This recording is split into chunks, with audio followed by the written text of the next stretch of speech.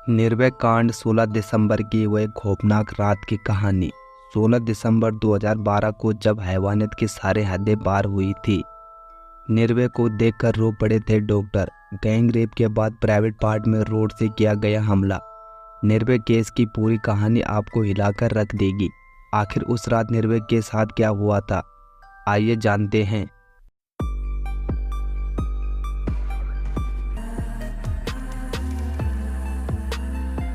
नमस्कार दोस्तों, स्वागत है आपका क्राइम की एक नई स्टोरी में। जिस स्टोरी को सुनकर आपकी रूह कांप जाएगी और आपके आंखों से आंसू भी आ सकते हैं। पहले रेप किया गया और फिर प्राइवेट पार्ट पर रोड से जख्मी कर दिया। यह एक ऐसी घटना बनी जिसकी याद भारतीय जनमानस के पटल पर आने वाले कई दशकों तक जिंदा रहेगी। जी हाँ, हम बात कर रहे हैं निर्भया कांड की। निर्भया कांड के बारे में आपने कभी न कभी सुना या देखा होगा। क्या आप निर्भया कांड की पूरी सच्चाई जानते हो? आखिर उस दिन अंधेरी रात में निर्भया के साथ बस में क्या हुआ था? तो बिना टाइम वेस्ट के स्टोरी में आगे बढ़ते हैं।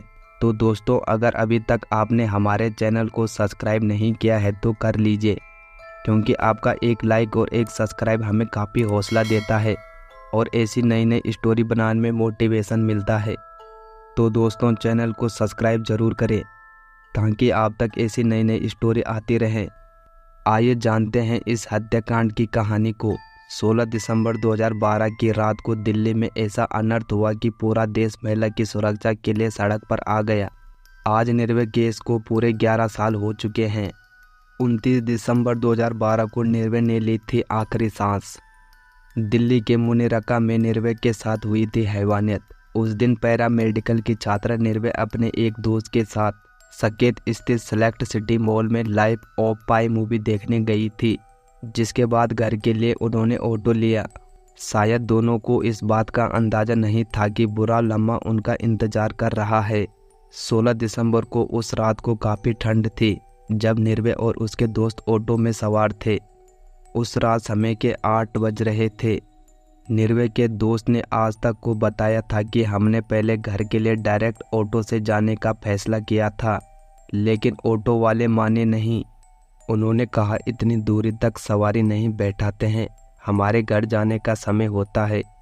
जिसके बाद हमने ऑटो वाले से कहा कि आप हमें मुनिरका तक छोड़ देना, क्योंकि रात काफ़ी हो चुकी थी। ऐसे में हमने फैसला किया कि मुनिरका से घर के लिए दूसरा साधन देख लेंगे।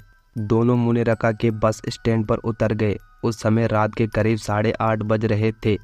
निर्भया के दोस्त ने बताया, जब मैं और निर्भया बस स्टैंड पर उतरे तो एक सफ़ेद रंग की बस पहले से वहां खड़ी थी, जिसमें एक लड़का बार बार कह रहा था, चलो कहाँ जाना है। निर्भया के दोस्त ने बताया कि बस में 6 लोग मौजूद थे और ऐसा दिखावा कर रहे थे जैसे काफ़ी सवारी आने वाली है। एक छोटा लड़का पालम मोड़ और द्वारका के लिए आवाज़ लगा रहा था। ऐसे में एक लड़का बार बार मेरी दोस्त निर्भया को बोल रहा था, दीदी चलो कहाँ जाना है, हम आपको छोड़ देंगे। जिसके बाद हम दोनों बस में बैठ गए।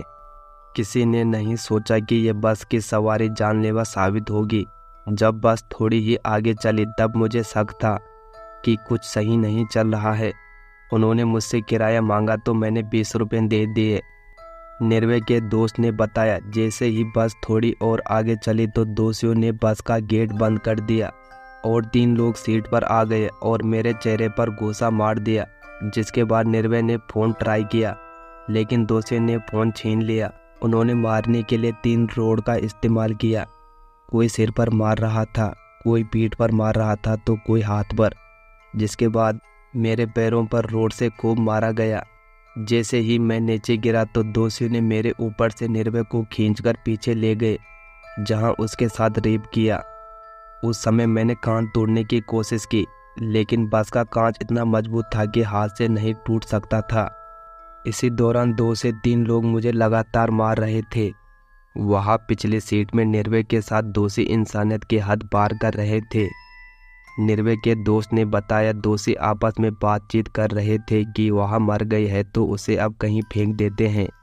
यहाँ तक उनकी मंशा थी कि हम पर बस चढ़ा दे ताकि हम दोनों मर जाए और किसी को पता ना चले कि आखिर 16 दिसंबर की रात को क्या हुआ था। दोषियों ने दोस्त और निर्भया को झाड़ी में फेंक दिया, जिसके बाद उन पर बस चढ़ाने की कोशिश भी की गई, लेकिन मैंने अपने दोस्त को दूसरी ओर मोड़ लिया, जिस वजह से बस हमारे ऊपर नहीं चढ़ पाई। बता दें, जिस जगह पर हम दोनों को फेंका गया वहाँ दक्षिण दिल्ली के महिपालपुर के नज़दीक वसंत विहार इलाका था। निर्भय के दोस्त ने बताया कि जिस रोड पर हमें फेंका गया वहाँ पर लगातार गाड़ी ऑटो वाले आ रहे थे। मैं हाथ हिलाकर मदद मांगने की कोशिश कर रहा था। कुछ गाड़ियाँ आई थी, लेकिन वे गाड़ी का शीशा नीचे करते थे, हमें देखते और चले जाते थे। ऐसे में एक बाइक वाले ने हमें देखा और उसने सबसे पहले ऑफिस में कॉल किया, जिसके बाद वहाँ से गाड़ी आई और पुलिस भी आई। फिर हमें हॉस्पिटल ले जाया गया। निर्भय ने सिंगापुर में ली थी आखिरी सांस। इस घटना के बाद देश भर में आंदोलन की आग फैल गई। पूरे देश बलात्कारियों को फांसी की सजा की मांग करने लग गए। हालांकि कांग्रेस के पूर्व अध्यक्ष सोनिया गांधी ने अस्पताल जाकर पीड़िता लड़की का हालचाल जाना था। निर्भय की हालत बेहद खराब थी, लिहाजा उसे सिंगापुर के एक अस्पताल में भर्ती कराया गया। 29 दिसंबर को निर्भय ने रात के करीब 2:15 बजे वहां दम तोड़ दिया था, जिसके बाद दिल्ली पुलिस आरोपी को पकड़ देती है। एक आरोपी ने तिहाड़ जेल में आत्महत्या कर दी। मामला कोर्ट में चल रहा था। पुलिस ने मामले में 80 लोगों को गवाह बनाया था। सुनवाई हो रही थी, मगर इसी बीच 11 मार्च 2013 को आरोपी बस चालक राम सिंह ने तिहाड़ जेल में अचानक आत्महत्या कर ली। हालांकि राम सिंह के परिवार वालों और उसके वकील का मानना है कि जेल में उसकी हत्या की गई थी।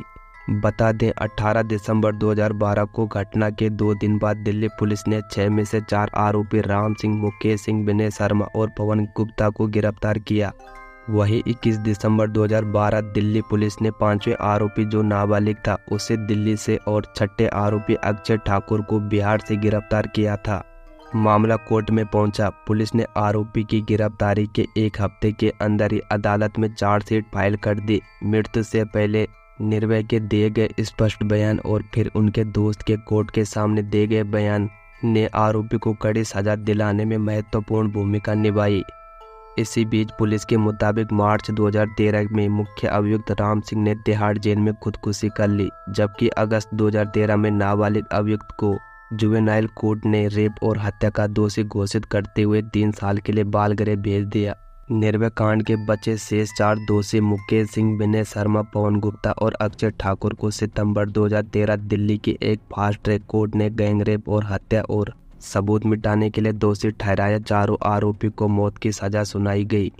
दूसरी ओर दोषी को फंदे पर लटकाने से रोकने के लिए याचिका और पैतरे चलाए गए, लेकिन पहले दिल्ली हाई कोर्ट, फिर सुप्रीम कोर्ट और फिर राष्ट्रपति की ओर से दया याचिका को खारिज कर दिया गया। निर्भया की मां आशा देवी और दोषियों को उनके अंजाम तक पहुंचाने में अहम रोल रहा है।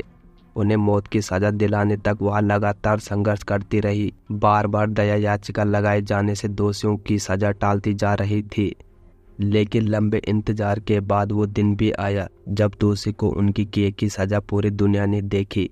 20 मार्च 2020 को निर्भया कांड में दोषी करार दिए गए विनय शर्मा, मुकेश कुमार, पवन गुप्ता और अक्षय ठाकुर को फांसी पर लटका दिया गया। हालांकि निर्भया के दोषी को सजा मिल चुकी है, लेकिन रेप के जघन्य अपराध थमने का नाम नहीं ले रहे हैं। लगातार आए दिन ऐसी घटना सुनने या देखने को मिल रही है। तो दोस्तों, अगर आपने यहाँ तक वीडियो देखा है तो लाइक और चैनल को सब्सक्राइब करना ना भूलें। अपनी राय कमेंट में ज़रूर दें। तो दोस्तों, मैं मिलता हूँ आपको एक नई क्राइम स्टोरी के साथ। तब तक के लिए अपना ख्याल रखें और सतर्क रहें।